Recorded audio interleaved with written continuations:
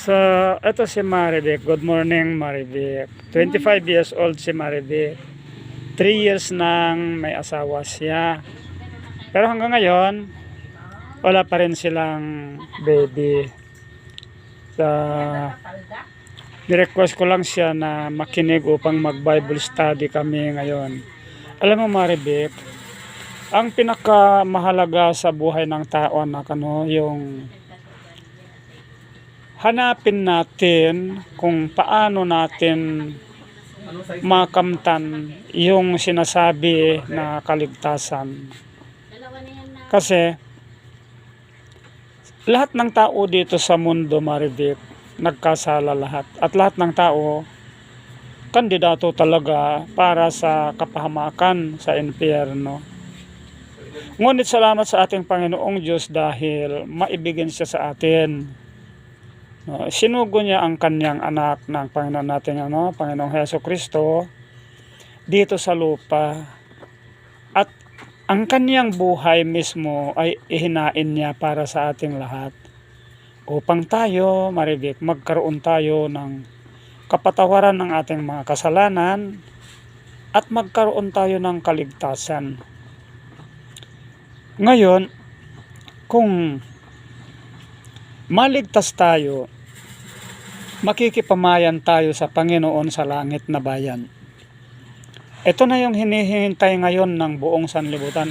Lahat ng mga Kristiyano, ang hinihintay na ngayon, Maribek, ay yung pagbabalik ng ating Panginoong Hesus. Dahil may pangako siya. Ang sabi niya, magbabalik ako upang kukunin ko kayo. Upang kung saan ako naroon, ay doon naman kayo. Ang kanyang sinabi, ipinaghanda na niya ang kaharian ng langit na siyang pagdadalhan niya sa atin. Doon niya tayo iuuwi, Maribek. Upang doon, mamuhay tayo sa piling ng ating Panginoong Diyos, magpakailan-kailanman. At doon, wala nang sakit, wala nang problema, wala nang sama ng loob, wala nang away, wala nang hirap. Sa 3 taon nyo ng pagsasama, Maribek, nakaranas ka na ng kahirapan o nakaranas ka din ng kaligayahan, nakaranas ka din ng kasalatan o kaginhawaan, kasayahan at kalungkutan. Lahat yan nararanasan ng tao dito, Maribek, na nabubuhay. Ngayon, ang plano ng Panginoong Diyos sa ating lahat, pag tayo ay mailigtas, hindi na natin mararamdaman ang lahat ng paghihirap na pinagdadaanan dito sa lupa. Kasi sa langit na bayan, wala nang sakit, wala nang mga sama ng loob, lalong-lalo na wala nang kamatayan doon. At ang lahat ng mga yan, Maribek, makakamtan lamang natin sa pamagitan ng pananampalataya natin sa ating Panginoong Hesus. Ngayon, ang pagsampalataya sa Kanya, ito ay kaakibat yung pagsamba natin sa Panginoon. Kasi, ang sabi naman ng ating Panginoong Diyos, na nasa langit, ipinagbibilin niya na sambahin natin siya. Kasi siya ang lumikha sa atin. Tayo yung kanyang mga nilikha. Binibigyan niya tayo ng buhay. Nabubuhay tayo dahil sa kanya. Binibigyan niya tayo ng kaalaman upang mapag-isipan natin siya. Upang maunawaan natin ang kanyang panawagan. Ngayon, pag nauunawaan natin, Maribek, makakamtan natin yung kanyang mga pangako. Ang isa sa mahirap dito sa buhay natin ngayon, Maribek, yung kamatayan. Ito yung pinakamasaklap na nararamdaman ng tao. Kasi, ang isang tao, pag namamatay yung kanyang mahal sa buhay, magkakaroon siya ng labis-labis na kalungkutan, pagdadalamhati. Lalo pa sa kanyang isip, hindi na niya makikita kailanman.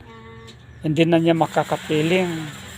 Hindi na niya madidinig yung kanyang mga salitang pag-ibig. Wala na.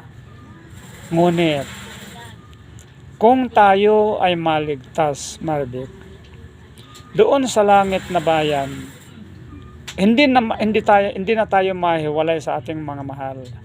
Hindi na sila mahihiwalay sa atin. Hindi na tayo magkakalayo-layo. At higit sa lahat, kapiling na natin mismo ang ating Panginoong Diyos.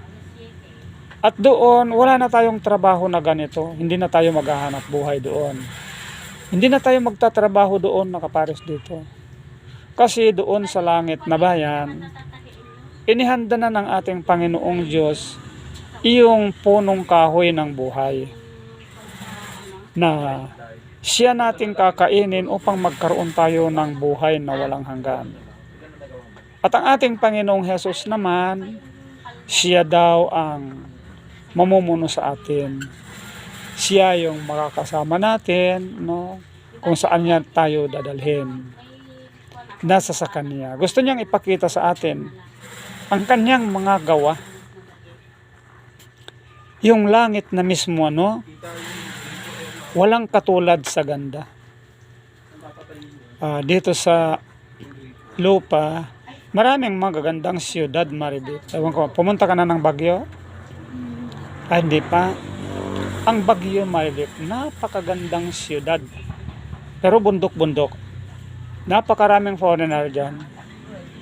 No? Iba't ibang mga bansa dinarayo yung Baguio dahil sa ganda at ang lamig. Ang ganda. Ngunit, hindi man lamang yan mayahambing sa siyudad sa langit na inihanda ng ating Panginoong Diyos. Kasi, ang ganda ng Baguio sa pamagitan ng pag-ayos ng mga tao. Pinaganda nila.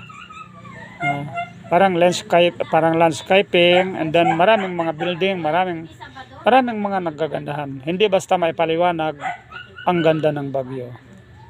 Ganon din ang Manila. Pumunta ka na ng Manila? Ang Manila, Maribel, napakaganda. No? Napakaganda. Ang Manila ay isang siyudad na hinahangaan kahit na ang mga ibang bansa. Hinahangaan nila sa ganda at ang Baguio.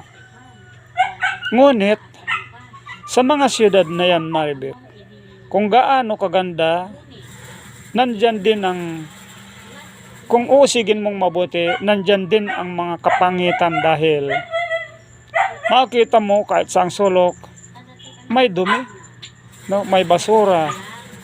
Ibig sabihin, nililinis man nila, pero ibig sabihin, kahit gaano kaganda may basura. Kahit na kawili-wiling tingnan, may mga masasamang tao na nakatira dyan. Maraming masasamang tao, Maribel, na nakatira sa mga magagandang siyudad. Maraming mandurukot, maraming mamamatay tao. No? Ngunit sa siyudad na inihanda sa atin ng ating Panginoong Hesus, wala nang dumi doon, Maribel. Wala nang kapintasan. Wala na. Wala ka nang iisipin na parang masasabi mo na hindi bagay. Dahil Diyos mismo ang gumawa sa siyudad na nasa langit. At doon tayo dadalhin ng ating Panginoong Hesus. Ang kailangan lamang, Maribel, bago siya dumating, kailangang nakahanda ka rin, anak.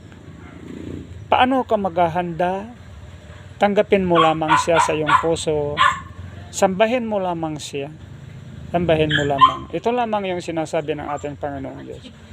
Ang sabi niya, sabi ng manunulat, matakot kayo sa Diyos at inyo siyang sambahin. Yun ang sabi niya. Sambahin ninyo ang Diyos na lumalang ng langit, ng lupa, ng dagat, at ng mga bukal ng tubig. Ito lamang, Maribel, ang ating katungkulan sa ating Panginoon. Ang ibig sabihin, pag tayo sumasamba sa Kanya, ipinakikilala natin sa Panginoon na kinikilala natin na siya ang manlilikha sa atin. Kinikilala natin at pinasasalamatan natin na siya nagbibigay sa atin ng buhay, pagkain at lahat. Alam mo Maribek, ang ating Panginoong Diyos, gumagawa siya sa iyo bawat sandali. Tingnan mo yung mga internal organs mo Maribek, tulad ng halimbawa intestine, large and small intestine, hindi mo yan ginagalaw, kumikilos lang yan. Yung puso mo, higit sa lahat, hindi mo yan pinakikialaman, pinagagalaw lang yan ng Panginoon.